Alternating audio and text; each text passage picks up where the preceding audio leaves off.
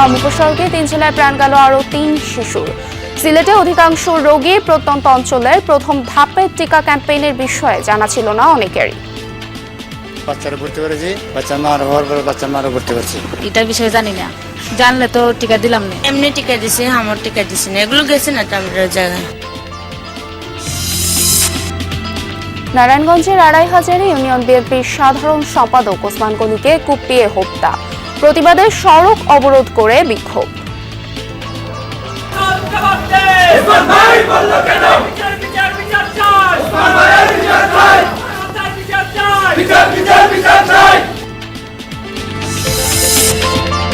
ছয় বছরেও উৎপাদনে যেতে পারেনি হবিগঞ্জের শাহজি বাজার বিদ্যুৎ কেন্দ্র। অনিশ্চয়তার মুখে ব্যয়বহুল প্রকল্পটি বারবার যান্ত্রিক ত্রুটির ঘটনা ঘটিয়ে দেখছে কর্তৃপক্ষ। এটা তো টেকনিক্যাল ফল্ট মেশিনের, এই কারণে আমরা ত্রিপাক্ষিক মিটিং করছি, আমরা এটা সলভ করার চেষ্টা করতেছি।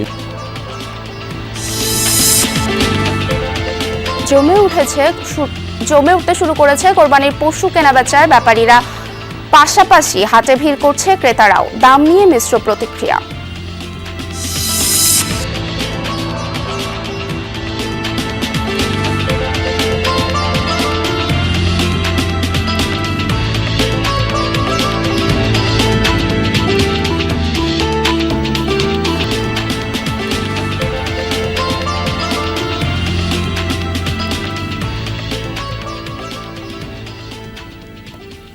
আমন্ত্রণ সংবাদ সারা দেশে, আপনাদের সঙ্গে আছি আমি স্নিগ্ধ পুরবী। এতক্ষণ শিরোনাম দেখছিলেন, এবারে বিস্তারিত। দেশে হাম ও উপসর্গ নিয়ে মৃত্যুর মিছিল বাড়ছেই। গত 24 ঘন্টায় সিলেট, কুমিল্লা ও চাঁদপুরে আরও 3 শিশুর মৃত্যু হয়েছে। এ নিয়ে সিলেটে হাম ও উপসর্গ নিয়ে মারা গেলেন 42 জন। গত 24 ঘন্টায় হামের উপসর্গ নিয়ে নতুন করে হাসপাতালে ভর্তি হয়েছেন 89 জন। বর্তমানে বিভিন্ন হাসপাতালে ভর্তি রোগীর সংখ্যা 286 জন। কুমিল্লা মেডিকেল সহ বিভিন্ন হাসপাতালে গত 24 ঘন্টায় উপসর্গ নিয়ে ভর্তি হয়েছেন 41 জন।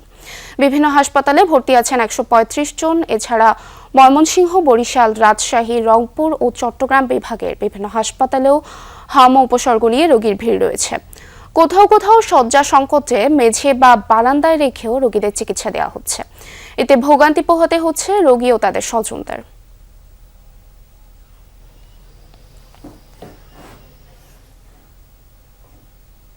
দর্শক, হাম পরিস্থিতি নিয়ে আরো খবর জানাতে চাঁদপুর থেকে সহকর্মী ইব্রাহিম রনি যুক্ত হচ্ছেন।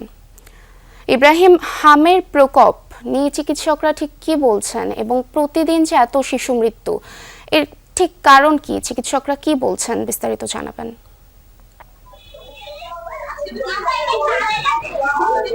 পূর্বী চাঁদপুরে গত 1.5 মাসেরও বেশি সময় ধরে কিন্তু হামের প্রাদুর্ভাব চলছে। প্রতিদিনই 10 থেকে 15 জন শিশু হাসপাতালে আসছে হাম সন্দেহে। এর মধ্যে অনেকের হাম শনাক্ত হচ্ছে, আবার অনেকের কিন্তু নমুনা সংগ্রহ করা হচ্ছে, ঢাকায় পাঠানো হচ্ছে। রিপোর্ট কিন্তু আসতে দেরি হচ্ছে, যে কারণে জেলায় এখন পর্যন্ত 8 শতাধিক রোগীর হাম যে নমুনা সেটি সংগ্রহ করা হয়েছে, কিন্তু রিপোর্ট প্রায় 4 ভাগের 1 ভাগ এসেছে বলা যায়। এই পর্যন্ত জেলায় কিন্তু যে কারণে হাম সন্দেহে 115 জন শনাক্ত হয়েছে। জেলায় কিন্তু গত 24 ঘন্টায়ও একজন শিশু, যার বাড়ি চাঁদপুরের কচুয়া উপজেলার গাদলা ইউনিয়নে, 1 বছর বয়সী ফাইজা ইসলাম, সেই শিশুটি গত 24 ঘন্টায় মারা গেছে বলে স্বাস্থ্য বিভাগ থেকে জানানো হয়েছে। তার জ্বর এবং গায়ে র্যাশ ছিল, হাম উপসর্গে সেই শিশুটি মারা গেছে। তো জেলায় টিকাদান কার্যক্রম, হাম প্রতিরোধে কিন্তু টিকাদান কার্যক্রম চলছে। দ্বিতীয় ধাপ শেষ হয়েছে গত 10 তারিখ। স্বাস্থ্য বিভাগ থেকে যেমনটি জানানো হয়েছে যে আসলে এই হামের প্রাদুর্ভাব কমবে, তবে এই শিশুদের যে টিকা দেওয়া হয়েছে সেটি 1 মাস নাগাদ শরীরে অ্যান্টিবডি তৈরি হতে 1 মাস সময় লাগবে। তারপর হামের প্রাদুর্ভাব হয়তো কমে আসার সম্ভাবনা চিকিৎসকরা বলছেন। তো এই ছিল চাঁদপুর থেকে সর্বশেষ। পূর্বী, ধন্যবাদ আপনাকে। সিলেটে হামের উপসর্গ নিয়ে হাসপাতালে রোগীর ভর্তির বেশিরভাগই প্রত্যন্ত অঞ্চলের। এদের অনেকেই প্রথম ধাপে টিকার ক্যাম্পেইনের বিষয়টি জানতই না, ফলে শিশুরা পায়নি হামের টিকা। যদিও স্বাস্থ্য অধিদপ্তর বলছে মাসব্যাপী ক্যাম্পেইনে 90% শিশুকে টিকার আওতায় নিয়ে আসা হয়েছে। পাশাপাশি 2 বিছানায় চিকিৎসা নিচ্ছেন হামাক্রান্ত মা ও ছেলে। 1 বছর বয়সী রবিউল প্রথমে আক্রান্ত হয় হামে। 2 দিন পর মা রুবেনারও দেখা দেয় উপসর্গ। তারপর শারীরিক অবস্থার অবনতি হলে সুনামগঞ্জের দিরাই থেকে ছুটে আসেন সিলেটের শহীদ শামসুদ্দিন আহমদ হাসপাতালে। আক্রান্তদের কেউই নেননি হামের টিকা। ডাক্তারে বললো যে এগুলা হাম রোগ হয়েছে, আমরা বাচ্চারা ভর্তি করেছি, বাচ্চার মার হওয়ার পর বাচ্চার মারও ভর্তি করছি। বর্তমানে হাসপাতালে ভর্তি রোগীদের মধ্যে বেশিরভাগই বিভাগের প্রত্যন্ত অঞ্চলের বাসিন্দা। চলতি সপ্তাহেই ভর্তি হয়েছেন তারা। টিকা নিয়ে তাদের সচেতনতা যেমন কম, তেমনি মাসব্যাপী হওয়া টিকা কার্যক্রমের বিষয়েও নেই কোনো ধারণা। ঠিক আছে, যে গেছে কি বা না এটা আমরা জানি না। আমরা জানলে তো আমরা বাড়ি বাড়ি যাইতে আমরা টিকা দিলে আমরা এই সমস্যাটা হয় না। এটার বিষয়ে জানি না, জানলে তো টিকা দিলাম না। এমনি টিকা দিছে, আমার টিকা দিছে না, এগুলো গেছে না আমরা জায়গায়। সংশ্লিষ্টরাও বলছেন, বর্তমানে হাসপাতালে ভর্তি হওয়া রোগীদের বড় অংশই আসেননি টিকার আওতায়। তাদের নিয়েছি, হিস্ট্রি নিয়েছি, অধিকাংশ মাও ভ্যাকসিন নেয়নি, শিশুরাও ভ্যাকসিনেশনের বাইরে। এবং দেখা যাচ্ছে বিভিন্ন পেরিফেরিতে যে সমস্ত দুর্গম এলাকায়, বিশেষ করে শিক্ষার হার যেখানে কম, সেখানেই এটা বেশি। তবে স্বাস্থ্য অধিদপ্তর বলছে লক্ষ্যমাত্রার 90% শিশুকে টিকার আওতায় আনা হয়েছে। বাদ পড়াদেরও টিকা নিশ্চিত করা হবে। সিলেট বিভাগে আমাদের অর্জন আমরা এই পর্যন্ত 98.9%। সিলেট 4টা জেলা নিয়ে সিলেট বিভাগ, আমরা মোটামুটি আমরা ভালো ইয়েতে আছি। এবং যার যে বাচ্চাগুলো আছে বাদ পড়া আছে, এগুলা রুটিন পিএর মাধ্যমে, রুটিন টিকার মাধ্যমে এগুলা নিয়ে আসা হবে। সংক্রমণ নিয়ন্ত্রণে শিশুদের টিকা ও পুষ্টি নিশ্চিতের পরামর্শ বিশেষজ্ঞদের। নাবিল হোসেন, যমুনা নিউজ, সিলেট। নারায়ণগঞ্জের 2500-এ এক বিএনপির নেতাকে কুপিয়ে হত্যা করেছে দুর্বৃত্তরা। প্রতিবাদে সড়ক অবরোধ করে বিক্ষোভ করছেন নেতাকর্মীরা। প্রত্যক্ষদর্শীরা জানান, ব্রাহ্মণদী ইউনিয়ন বিএনপির সাধারণ সম্পাদক ওসমান গনির সাথে জমির মাটি বিক্রি নিয়ে দলের স্থানীয় একটি পক্ষের বিরোধ চলছিল। গতরাতে মাটি কাটার ভেকু মেশিন নষ্ট হওয়ায় ঘটনাস্থল পাঁচগাঁও এলাকায় যান ওসমান। পরে ফেরার সময় তাকে এলোপাথারি কুপিয়ে জখম করে দুর্বৃত্তরা। হাসপাতালে নিলে চিকিৎসক ওসমানকে মৃত ঘোষণা করেন। প্রতিবাদে সকালে 2500 ব্রাহ্মণদী সড়ক অবরোধ করেন বিএনপি নেতাকর্মীরা। এদিকে এই ঘটনায় দুপ্তরা ইউনিয়ন স্বেচ্ছাসেবক দলের সদস্য সচিব সহ 3 জনকে জিজ্ঞাসাবাদের জন্য আটক করেছে পুলিশ।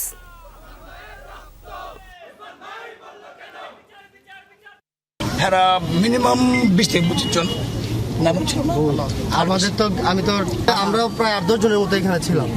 আমাদের সাথে যে একটু কথা কইছে তারই খুব দিছে, তারই মানে ওদের কাছে মানে চোখা বল।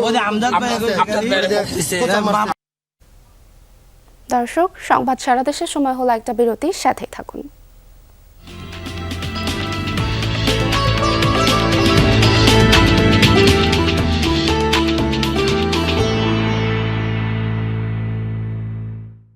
আমার ভালোবাসা জুড়ে আছে, ভাবছেন কে? যমুনা গ্যাস স্টোভ, সর্বাধুনিক পিজো ইলেকট্রিক ইগনিশন ও ব্রাস বার্নার ক্যাপ, যা নিশ্চিত করে নিরাপদ রান্না। রান্নায় আমার ভালোবাসা Jamuna gas stove. Jamuna gas stove, আধুনিক, নিরাপদ ও দীর্ঘস্থায়ী। যখন রোদে তাপে পড়ে দিন, আপনার ভালোবাসার ঘরে নিশ্চিন্তে ভালো থাকার উপায় হয়ে আছে ভিশন এসি। 100% কপার কন্ডেন্সার এবং R32 রেফ্রিজারেন্ট শীতল রাখবে ঘর। সাথে হবে smart electric consumption. Vision, crafting happiness.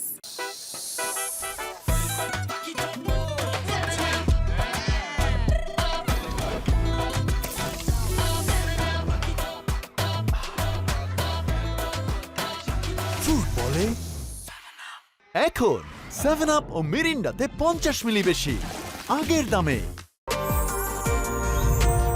বাংলাদেশের প্রথম 5G AI ইনভার্টার যুক্ত সর্বোচ্চ বিদ্যুৎ সাশ্রয়ী যমুনা এয়ার কন্ডিশনার।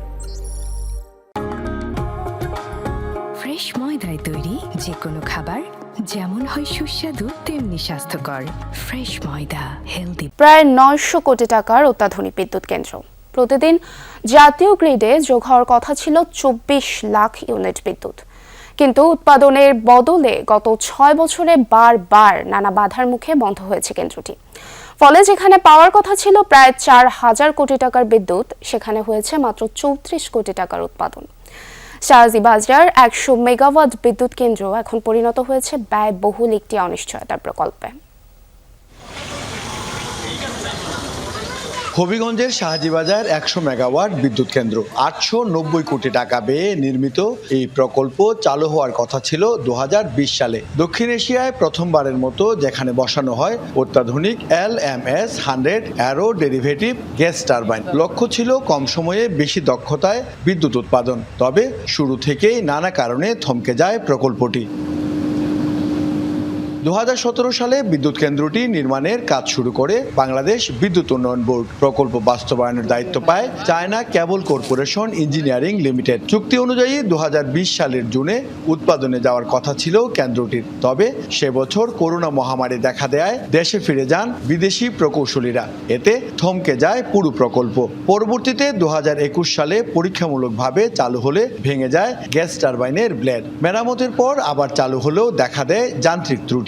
এরপর আনা হয় নতুন সুপার কোর মেশিন। 2024 সালের ফেব্রুয়ারিতে আবারও চেষ্টা করা হয় উৎপাদনে যাওয়ার, কিন্তু মাত্র 2 মাসের মাথায় আবারও ভেঙে যায় টারবাইনের ব্লেড। এরপর থেকে বন্ধ পড়ে আছে পুরো কেন্দ্রটি। এটা তো টেকনিক্যাল ফল্ট মেশিনের, এই কারণে আমরা যে ত্রিপাক্ষিক মিটিং করছি, আমরা এটা সলভ করার চেষ্টা করতেছি, কিন্তু এটা সলভ না হওয়া পর্যন্ত তো এটা প্ল্যানটা চালু করতে পারতেছি না, আর ইপিসির সাথে আমাদের দেনা পাওনাও কমপ্লিট করতে পারতেছি না। এই কেন্দ্র থেকে প্রতিদিন গড়ে প্রায় 24 লাখ ইউনিট বিদ্যুৎ জাতীয় গ্রিডে সরবরাহের কথা ছিল, বাজার মূল্যে যার পরিমাণ প্রায় 2 কোটি টাকা। সময় মতো উৎপাদনে গেলে গত 6 বছরে মিলত প্রায় 4,000 কোটি টাকার বিদ্যুৎ। অথচ 1,600 ঘন্টা পরীক্ষামূলক চালনায় সরবরাহ হয়েছে মাত্র 34 কোটি টাকার বিদ্যুৎ। এদিকে চুক্তি অনুযায়ী ঠিকাদারি প্রতিষ্ঠানকে এরই মধ্যে পরিশোধ করা হয়েছে প্রায় 70% বিল। পিডিবি বলছে প্রকল্প শেষে ক্ষতিপূরণ হিসেবে বিল থেকে কেটে রাখা হবে প্রায় 10% অর্থ। প্রায় 70% পেমেন্ট করছি, বাকি পিএসসি, এপিসি এবং পিজি যে টাকা আছে এই টাকা আমাদের কাছে পিডিবির কাছে আছে। কন্ট্রাক্ট অনুযায়ী তারা এলডি, আমরা যে সময় প্রজেক্ট কমপ্লিশন হবে, কাজটা শেষ হবে, এলডি অনুযায়ী আমরা 10% তার কাছে এলডি কাটে রাখবো আর কি। সংশ্লিষ্টরা বলছেন বিশ্বে এখন পর্যন্ত এ ধরনের গ্যাস টারবাইন স্থাপন করা হয়েছে মাত্র 55টি। বিশ্বের অন্যান্য দেশে সফল হলেও বাংলাদেশে কেন বারবার ব্যর্থ হচ্ছে এই প্রযুক্তি, তা খতিয়ে দেখা হচ্ছে। অন্য জায়গায় যে মেশিনগুলো আছে আমেরিকার, সেগুলো তো চলতেছে ভালোভাবে, এবং যে লোকজনও যারা আমেরিকান যারা আছে, যে ইঞ্জিনিয়ার এক্সপার্ট, তারাও এটা নিয়ে বিব্রত বোধ করতেছে যে কী কারণে বারবার এই ত্রুটিটা হচ্ছে, তারা এটা নিয়ে অ্যানালিসিস করতেছে। তবে ঠিকাদারি প্রতিষ্ঠান ব্যর্থ হলে নিজস্ব ব্যবস্থাপনাতেই কেন্দ্রটি চালুর পরিকল্পনা রয়েছে সরকারের। এক্ষেত্রে নতুন করে ভর্তুকি দিতে হবে না বলে মনে করেন প্রধান প্রকৌশলী। ইপিসি ঠিকাদার যদি কাজ না করে, সেই ক্ষেত্রে চুক্তি বাতিল করে পিডিবি চুক্তি বাতিল করলে আমাদের টাকা, যে টাকা সাশ্রয় হবে, সেই টাকা দিয়ে পিডিবি নিজস্ব উদ্যোগে যে ইএসএ প্ল্যান্টটা যারা তৈরি করছে তাদের সাথে সরাসরি চুক্তি করে তখন পিডিবি এটা চালু করবে। দেশে বিদ্যুৎ ঘাটতির এই সময়ে এই কেন্দ্রটি দ্রুত চালু করা সম্ভব হলে সরবরাহ বাড়বে জাতীয় গ্রিডে। এতে সাধারণ গ্রাহকদের ভোগান্তি যেমন কমবে, তেমনি রাজস্ব বাড়বে সরকারের। প্রদীপ দাস সাগর, যমুনা নিউজ, শাহজিবাজার বিদ্যুৎ কেন্দ্র, হবিগঞ্জ। জমে উঠেছে কোরবানির পশু কেনাবেচার হাট। কোরবানির পশু কেনাবেচার খবর জানাতে রাজশাহীর কাকুন হাট থেকে যুক্ত হচ্ছেন সহকর্মী তারেক মাহমুদ। তারেক, হাটে গবাদি পশু সরবরাহ কেমন দেখছেন? আজকের বেচাকেনা কেমন, আর দাম সম্পর্কে ক্রেতা বিক্রেতারা কি বলছেন?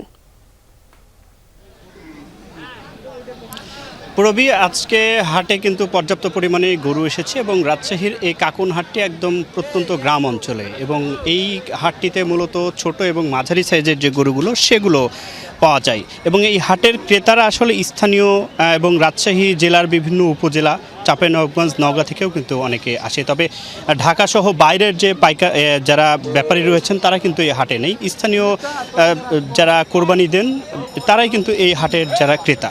এবং এই হাটে 2 দাঁত 4 দাঁত এবং 6 দাঁতের গরুগুলো কিন্তু পাওয়া যাচ্ছে।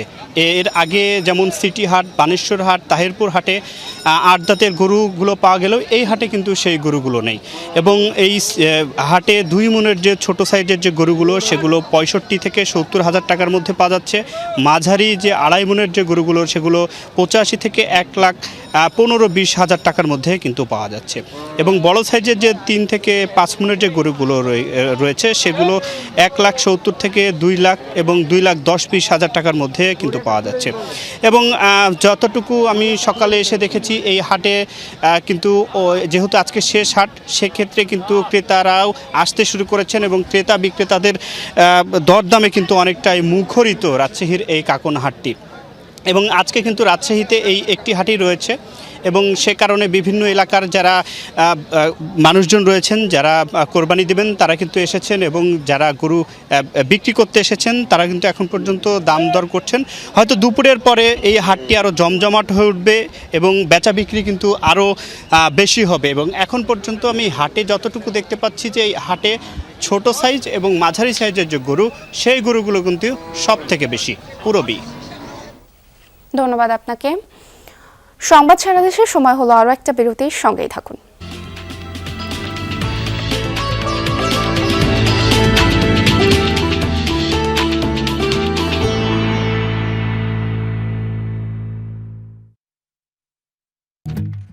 বুঝছিস, মেমোরি ধরে রাখতে হলে এত ডিভাইস লাগে না, একটু বুদ্ধি থাকলেই হয়। মেমোরিও থাকলো, দেয়ালও ঢাকলো, এক ঢিলে 2 পাখি।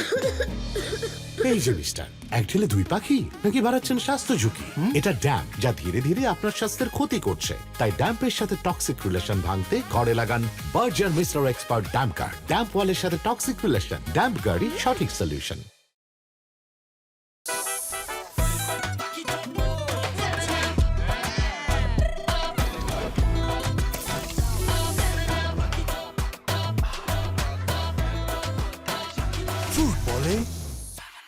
এখন 7 আপ ও মিরিন্ডাতে 50 মিলি বেশি আগের দামে। পুরো পা কাটাই লাগবে, অর্ধেক পা কাটা লাগবে, পুরোটা কাটা লাগবে।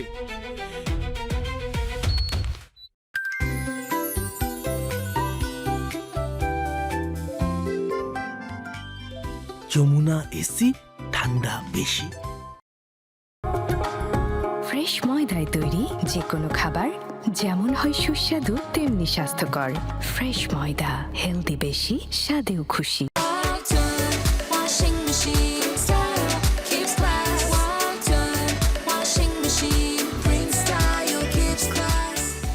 রঙে ঘ্রাণে স্বাদে ভালোবাসার শ্রেষ্ঠ ব্লেন্ডে লাইফটা ভরপুর, চা মানে ইস্পাহানি মির্জাপুর। বাবা, এত এনার্জি কই পাও? এই পাওয়ার, চুমুকে অ্যাকশন। দিন কয়েক পরই শুরু হবে ঈদযাত্রা। পবিত্র ঈদ উল আজহায় যাত্রী পারাপারে স্বস্তির করতে সব ধরনের প্রস্তুতি নিয়েছেন বিআইডব্লিউটিসি ও বিআইডব্লিউটিএআই। অতিরিক্ত যাত্রী ও যানবাহনের চাপ সামাল দিতে দৌলতদিয়া পাটুরিয়া নৌ রুটে চালু থাকবে 4টি ঘাট। একই সাথে যাত্রী পারাপারে প্রস্তুত রয়েছে লঞ্চ ঘাট। দেশের দক্ষিণ পশ্চিমাঞ্চলের 21 জেলার গুরুত্বপূর্ণ প্রবেশদ্বার রাজবাড়ী গোয়ালন্দের দৌলতদিয়া ঘাট। পদ্মা সেতু চালুর পর ফেরিঘাটে যানবাহনের লম্বা সারির চিত্র পাল্টেছে। আগের তুলনায় ফেরিতে যান পারাপারের সংখ্যা নেমেছে অর্ধেকে। তবে ঈদযাত্রা নির্বিঘ্ন করতে ঈদের আগে ও পরে ফেরি পারাপারে বেশ কিছু নিয়ম বেঁধে দিয়েছে ঘাট কর্তৃপক্ষ।